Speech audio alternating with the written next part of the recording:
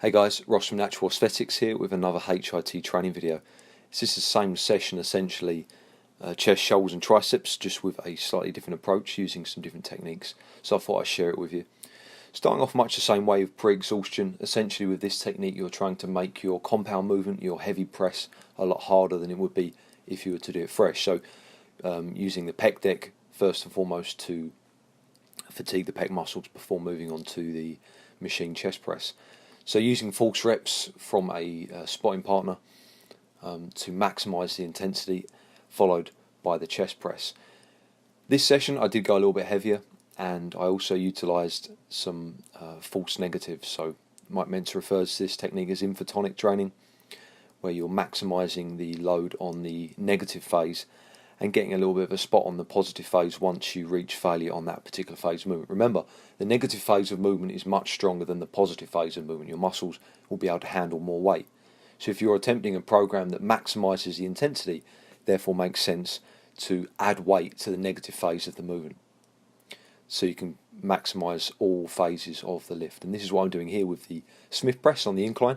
But this time I'm trying to pause the weight 3 times on the way down as well, working on my static strength. Mike Mentzer referred to this as Omni Contraction. So I'm getting a spot on the positive phase because the weight very, very quickly becomes too heavy to lift on that positive phase of movement after a rep or two. But I'm still able to lower the weight slowly on my own. I try to complete the 3 paused static holds on as many reps as possible. Where that then becomes impossible, I just lower the weight slowly. Obviously with this style of training you do need a good training partner, someone that understands how to spot, and also good communication between the two of you to make sure you both know exactly what you want out of the set and when to come in and help and what you expect from it. So I then move on to my shoulders. This is a fantastic machine. I've never done any shoulder pressing like this before. It was quite wide, but I felt it all on my shoulders. And essentially with this I'm using rest pause. So I'm picking a weight that's very heavy. I could do for maybe 3 or 4 reps on my own. In fact, I probably would have gone a little bit heavier. And next session I'd like that to be maybe 1 or 2 on my own, and then follow it up with singles thereafter, 10 to 12 seconds in between each rep.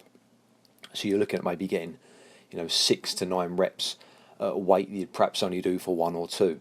Again, using force reps on the positive, controlling on your own slowly on the negative. So there was no additional weight on the negative phase of movement for that particular lift. Then finished up with some tricep work, overhead extensions with the easy bar, just standard forced reps, so doing as many as I can and then utilising a spot from my training partner to add additional reps to the set. If I was training on my own I would have to cut the set off at 4 or 5, but I'm able to continue the set, and after a brief rest of another 10 to 12 seconds actually do a few more reps on top. It is certainly better to train HIT with a solid training partner. It's not impossible to do on your own. You have to utilise maybe drop sets, rest pause to a greater degree. It's not impossible, but you can essentially push the intensity higher with a training partner because you can utilise more of the techniques available.